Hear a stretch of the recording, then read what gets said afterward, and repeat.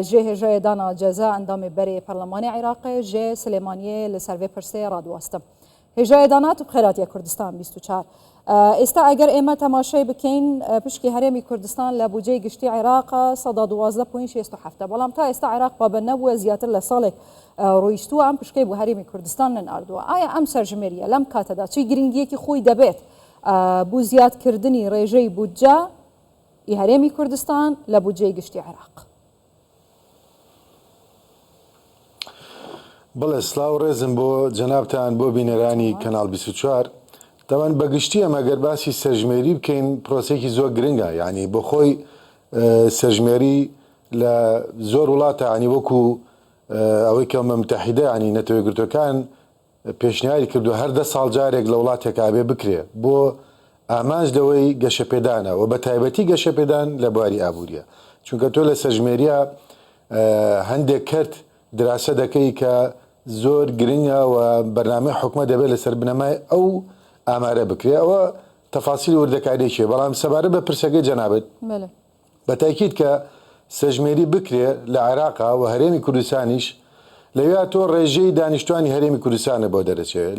ینی بەراورد بە ڕێژەی دانیشتوانی هەرێمی کوردستان ڕێژە و کەسانی لە هەرێمی کوردستانی ژەژین جگە لەوانی کە کوردن هەموو کەسانی کە لە هەرێمی کوردستان بژین و لێرە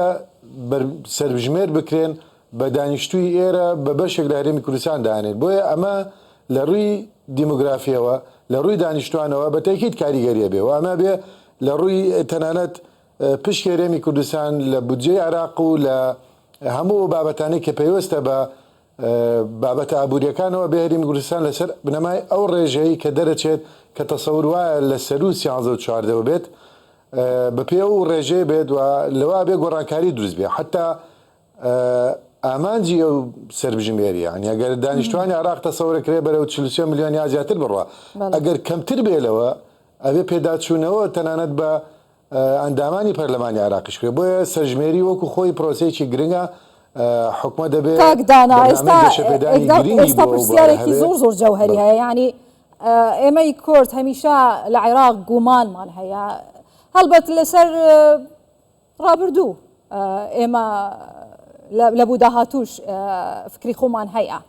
تێڕوانینی خۆمان هەیە کە ئایا عێراق تا ئێستا چۆن لەگە ئێمە تعاملی کردووە لە بوو داهاتوو چی دەکەن ئایا ئەم سەرژمێریە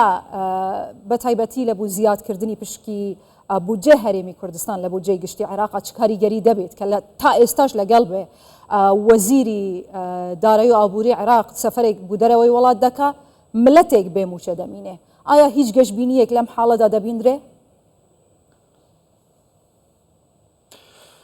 ئەزانی چۆنە خۆی پرسێگەیە پشکی هەرێمی کوردستان لە بودجێ عێراقا هەتا ئێستا بە یاسا ڕێک نەخراوە ئەمە تەخمینە کراوە یعنی ئەوەی کە پێشتر لە سای حەڤە بوو وتیانەمە تەخمین بووە لەسەر بنەمای ئەو ئامارەی کە نەتەوێ گورتەکان پێش لە مەسایلی نەفت مقابل غەزا ینی نەوت بەرامبەر خۆراک لەو بابەتە هێنابیان کە هەرێمی کوردستان ئەوەنەیە لە عێراقا لە دوایی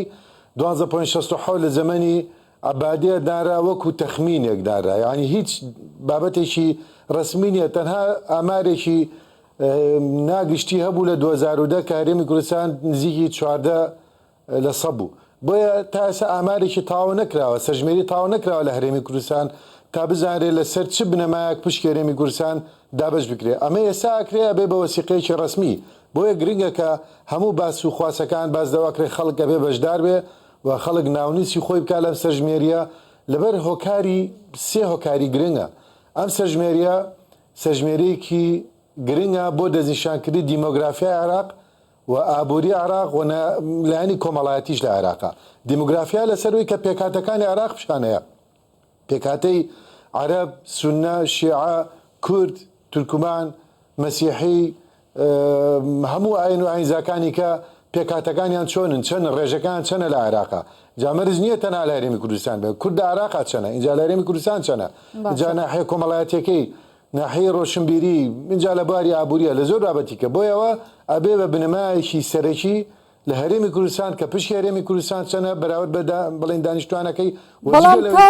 دانا تا ئێستا لە عێراق دەستورێک هەیە کە دوای پرۆسەی ئازادی عێراق بە هەموو پێکاتەکانەوە ئەو دەستوریان داڕشتووە و نووسیویانە تا ئێستا عێراق پابەندی ئەو دەستورە نەبووە، پابەندی یاسا نەبووە، پابەندی ڕێککەوتنەکان نەبووە،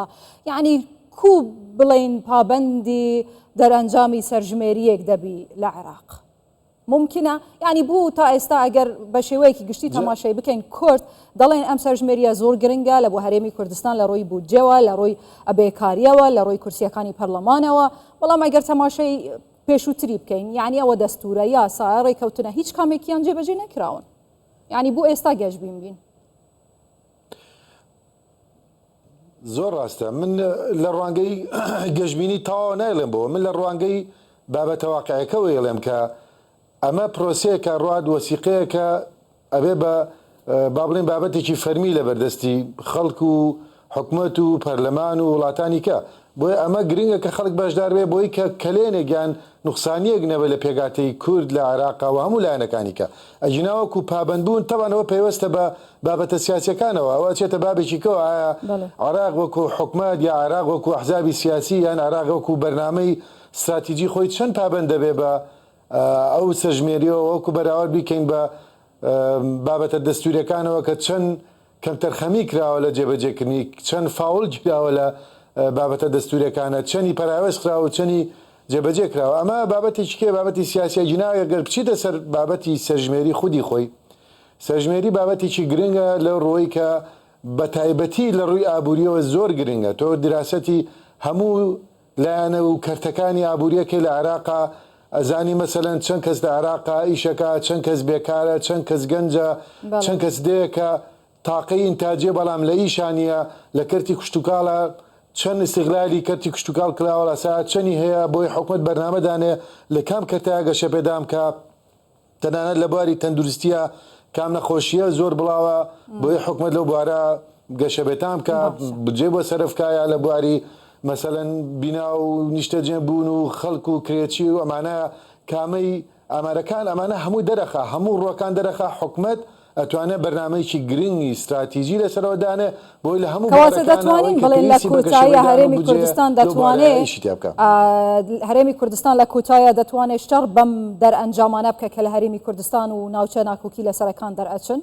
لە ناوخۆی عێراقا و لەسەر ئاستی نێودەوڵەتیە. وڵای بەتەکیدانی ئەو بابەتە بابەتێکی گرنگە ئەتوانێت هەر لایەنێک ئەتوانێت بە تایبەتی لە هەرێمی کوردستان کە وحدەیەکی ئیداری موحەدانی ئیقلیمەکە بەپێی دەستور ئەو هەرێمە توانێت لەسەر بنەمای ئەنجامی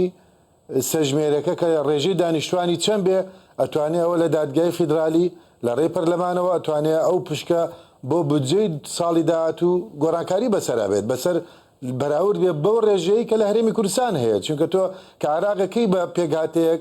ئەیکەی بە ژمارەسا لە ژمارەسا چەندی بەر هەرێمی کوردستانەکە ئەبێ لە بودجەکەشە بەپێی ئەو ڕێژەیە بەر هەرێمی کوردستان یا پشکی هەرێمی کوردستان بکەیت. ترەوە هەچێتە بابەکەیکەوە کە تەفاسیلی بودجە چۆنە، بەڵام وەکو ڕێژەکەی بە تاکید هەرێمی کوردستان دەتوانێت لە ڕێی دادگای فیدرالی و پەرلەمانی عێراقەوە ئەو بابەتە بجوڵێنێ. هێژای دانا جەزا ئەندامێ بەرێ پەرلەمانی عێراق ژە سلێمانیە گەلەک سپاس بخێر هاتی.